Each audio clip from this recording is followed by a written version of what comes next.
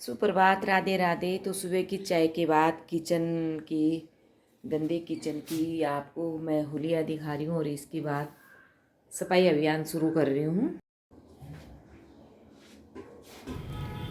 Kitchen मेरा बहुत छोटा है और अगर कोई एक आदमी सोएगा तो उसके लिए भी पूरी जगह नहीं होती है नीचे, मतलब बहुत छोटा किचन है। और कई बार इन लोगों ने, बेटी ने और उसके पापा ने बोल भी दिया है कि थोड़ा सा इसमें बाहर जो स्पेस है इसको खुलवा देते हैं। मैंने बोला भाई देखो, ऐसा है कि मुझे नहीं लगता कि इतने छोटे से स्पेस के लिए इतना तोड़ फोड़ और सारा तोड़ फोड़ करके तुम लोग इसको किचन को बड़ा करो, क्योंकि बाद में बच्चे सब इधर उधर हो जाते हैं और घर में बसता है एक बूढ़ा और एक बुढ़िया, और बूढ़े जी भी किचन में नहीं आते, तो एक अकेली बुढ़िया के लिए काफ़ी जगह है किचन में। और वैसे भी मैं इस छोटे से किचन में 20, 22, 24 लोगों का खाना बना लेती हूँ, तो क्यों तोड़ फोड़ मचानी। मुझे नहीं लगता कि तोड़ फोड़ करनी है। अभी यही चल रहा है। दो मत हैं कि किचन को बढ़ाया जाए और एक मत है कि ना रहने दो, मत बढ़ाओ। मैंने बनाना है तो मेरे को बिल्कुल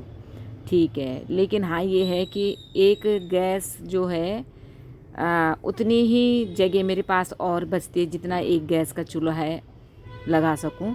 2 गैस के चूल्हों के लिए ही जगह है मेरी किचन में, तो ठीक है। अब अगर एडजस्ट हो रहा है तो क्यों तोड़ फोड़ करनी। और बच्चों का कल क्या हिसाब रहता है। कौन से बच्चे वहीं पे रहते हैं जहाँ पे माँ बाप रहते हैं, बच्चे इधर उधर निकल जाते हैं। और श्रीमान जी के अपने पूजा के बर्तन आ चुके हैं किचन में धुलने के लिए, और मेरा अपना किचन की सफाई का कार्यक्रम चल रहा है।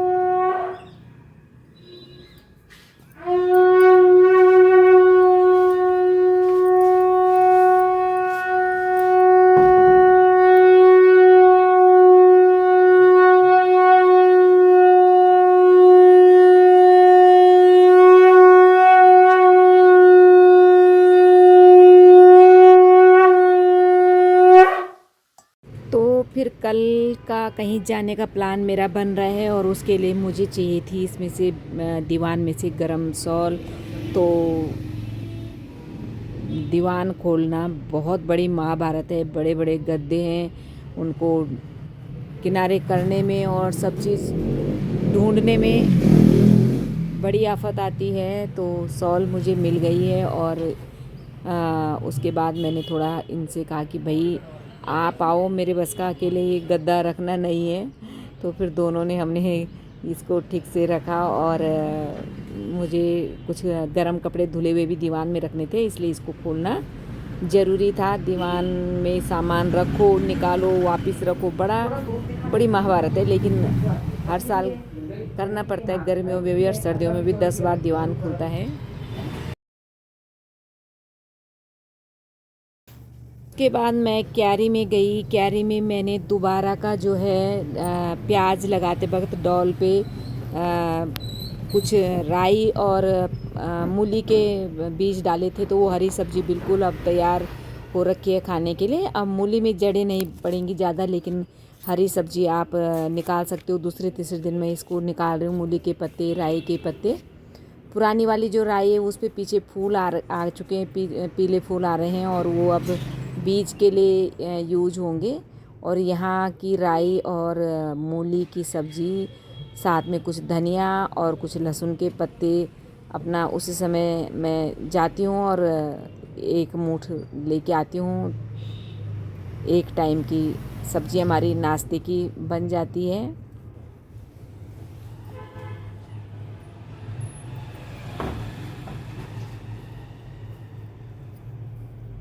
जितना भी आप खेती में बीज डालते हो वो बढ़ा के ही देती है धरती माता। इतना धनिया और इतनी सारी मैं सब्जी लेके आ गई हूँ। खेत में सामान मिल गया है आज की सब लहसुन के पत्ते भी लाई हूँ और हरी सब्जी भी लाई हूँ। तो ये है हरी सब्जी, इतना मिला खेत से अभी। ये माल पानी खेत का है।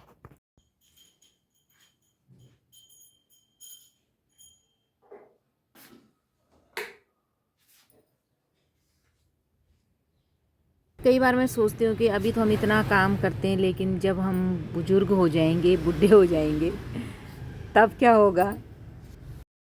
मजाक है, अभी से इस बारे में क्या सोचना। अभी तो मस्त अपना काम करते रहो, बिजी रहो, जितना हो सके काम पे लगे रहो। आपका नाश्ता रेडी है, आप आ जाओ, मैं भी लाती हूँ अभी, पहले आप आओ तो। हरी सब्जी में अचार तो नहीं चाहिए होगा। नाश्ते के बाद मैंने देखा फ्रिज में कुछ ब्रोकली पड़ी हुई थी और कुछ और सब्जियां पड़ी हुई थी। मैंने सब्जी काट के रखी हुई है ताकि अगर दिन में या शाम को जब भी मेरे को बनाना होगा, कटी हुई सब्जी रहेगी तो दुकान के बाद थोड़ा टाइम का रहता है, तो जब घर जाऊंगी तो छौंक लूँगी। अगर दिन में नहीं खाना होगा तो फिर शाम के लिए बना दूँगी। तो सब्जी काट के और थोड़ा बहुत तैयारी करके मैं अब दुकान के लिए निकलूँगी। तो सारे घर का काम निपटा करके आज मैं आई हूँ दुकान। शादी ब्याह का सीज़न है तो हमारे लाला जी शादी में गए हुए हैं।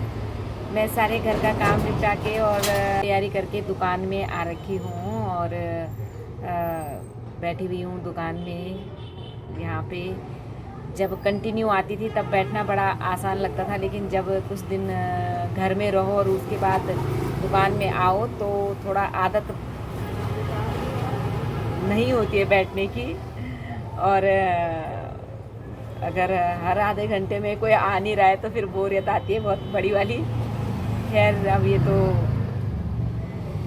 ज़रूरी नहीं कि हर 2 मिनट में ग्राहक आए, कभी कभी आधा पौन घंटा भी अकेले बैठना पड़ता है। और घर में बेटा है जो कि बोर्ड का स्टूडेंट है और ऐसे लग रहा है कि उसने सोने का एग्ज़ाम देना है। वो सोया हुआ ही है।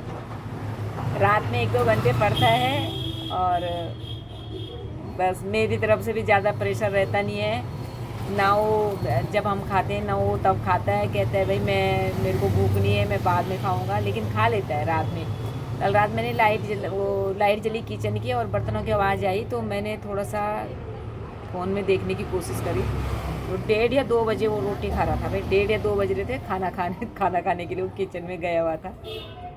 मस्त है, ठीक है, मुझे कोई दिक्कत नहीं है, खाना चाहिए बस।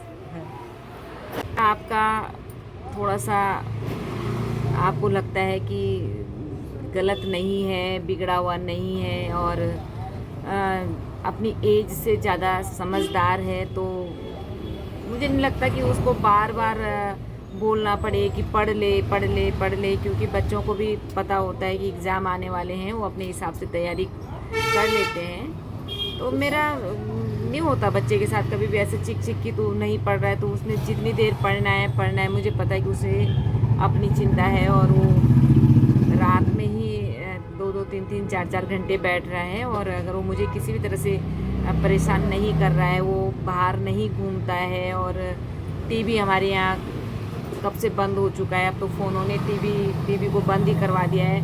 फ़ोन में भी 5-10 मिनट रहता है ना। मैंने पहले उसका ये था कि मैं फ़ोन ले लूँगी एग्ज़ाम टाइम पे, लेकिन अब मेरे को लगता है कि चलो अगर बीच में थोड़ा अपना देख भी रहा है कोई बात नहीं है, हमें जानता है। और अगर मुझे लग रहा है कि मेरा बेटा ठीक है और कर लेगा, ज़रूरी नहीं है कि 95% लाएगा, लेकिन जीवन में कुछ तो करेगा और अच्छा ही करेगा, तो इसलिए मैं उसके पीछे नहीं पड़ती हूँ और कर लेता है वो अपने हिसाब से।